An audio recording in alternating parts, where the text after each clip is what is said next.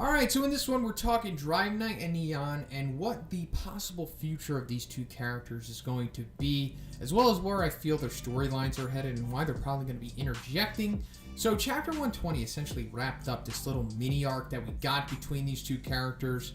And let me just say that this little mini arc that we did get was crucial. And that's because Drive Knight had hardly any kind of development on him before this. Like, he's hardly in the webcomic at all. And as I always say, Nyan is not in the webcomic. He is exclusive to the manga. So that's why the story kind of diverted away from the main plot that was going on, just so we can have these two characters develop. And also set up like a much larger storyline that is going to be blossoming and blooming throughout the rest of the series. And I'll get into what that is exactly. So it being wrapped up means that we're probably not going to see Drive Knight for the rest of this arc. And if we do, it'll probably be like one page or one panel or something like that just to see what he's doing. But he's not going to be like an active participant in the rest of this battle, in just in case you were wondering and everything like that. The story is definitely going to be focusing on the original webcomic plot points and all of the beats and everything after this. So if you've been following the channel, you know by now that I think Drive Knight is the leader of the organization and therefore pulling the strings of everything they've been doing so far. And that brings me to the much larger storyline that is coming out of all of this, and that's the organization and their future as a major threat to the Hero Association / the world. And now that Drive Knight has made it out of this arc, and not only alive, but also without blowing his cover, this for sure is showing us that the organization is going to be a future arc, and Drive Knight one of the future major villains of the series. Another little sus thing that I wanted to take note of is Drive Knight declining Genos' assistance to be escorted. And this is odd, considering that Drive Knight said that he could barely move just moments before that. Now, granted, he did say almost used up all of his battle energy, but I think that further proves that he could have saved Sekigahara against G5, but just didn't, because, you know, he's like a dirtbag and boys with G5. But anyway, with Drive Knight escaping, he's going to go back to the organization HQ, in theory of course, with not only Nyan's crispy pseudo-corpse, which I'll get into eventually, but also a bunch of data. So we know for sure he has the info on the cadres, as well as the battle data he gained from just observing Nyan. But considering, in theory of course, him controlling the organization means he has the data collected by G5 as well. So I felt that Drive Knight's expose monologue about Metal Knight was basically about himself. And he says, like, Bufoy's robots are capable of communicating battle data to each other in real time to improve battle efficiency. So I fully assume he's received what data G5 had, which was from Child Emperor in their fight, and then against Atomic Samurai, which he probably gained a lot more from. There's also the possibility he received data from the suits that Narinki's squad was wearing. G5 specifically asked Giro to allow them to live so that they could collect said data, and of course they were destroyed by a Mind Mask, but it's possible they transmitted whatever they obtained before that. I mean, it's just speculation, but it's also something to throw out there, considering that it was focused on. Also, considering the cadre data that Drive Knight had in the first place, in all likelihood that came from G5 as well. So I think it's more or less proving that they can transmit data between each other, and Drive Knight likely has all of the data collected by all of the robots, and he's going to bring it back to the organization. Which means, in all likelihood, that they're going to be getting a buff with all of the stuff collected from this arc. Now, are we going to see like a new G robot, like a G6 in the future? Maybe, maybe not. Maybe they'll just change the naming of the robots. But more or less, we are going to see something for sure. I mean, I don't think they're just going to stop randomly throwing robots out there to like randomly fight like an S-class hero or something.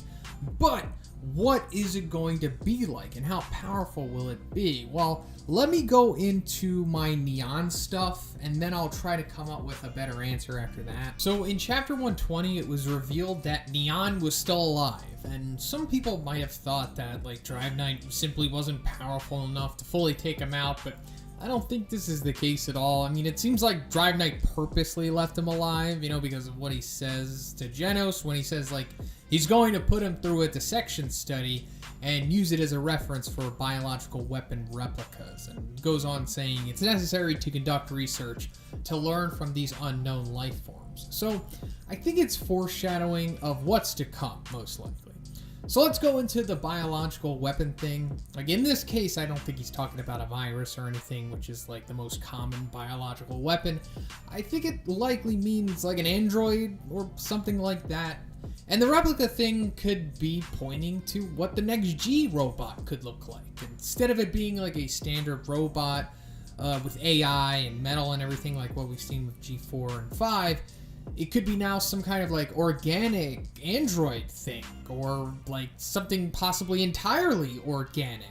And Drive Knight goes into Dr. Genus territory and just figures out how to clone Nyan and makes his own dragon, or close to dragon level monster, or something like that. But I say the android stuff because that's more in his wheelhouse, considering we've only seen him make robotic stuff. But it could also mean that Drive Knight is in fact a cyborg himself. Like, we haven't had any kind of official confirmation on this or anything. I think the closest thing that we've ever had to this question being answered was Super Ally Darkshine saying that he was a cyborg. So either Darkshine was just like guessing, or Drive Knight told the S-Class that he was, or it was legit narration and Drive Knight is a cyborg. And also he has, like hair, like the Madara type of hair, so, take that for what you will. We've also seen that one of the organization robots has like a brain in it, like one of the very first organization robots that we see. So maybe they do have some methods of working with biological stuff rather than just exclusively like standard robotic stuff. But anyway, the most significant thing about Nyan is his ability to become thin. And so thin, in fact, that he says in chapter 105 that he can pass through any gap larger than 3 millimeters. And 3 millimeters is about the size of like a sharpened pencil point. And I guess that's evident considering the way that he went inside of Drive Knight in chapter 119. He was like inside of his circuitry and stuff like that. So that's pretty insane. And another reason why I think he's going after Nyan is because of this ability. Because, he did it to Drive Knight. So he's definitely aware of it. And he's like, ooh, I can use this to my advantage. And I guess he could kind of like shrink too, because it looked like he was like downsized when he was inside of the circuitry. So I don't know, that kind of remains to be seen, but it is his significance.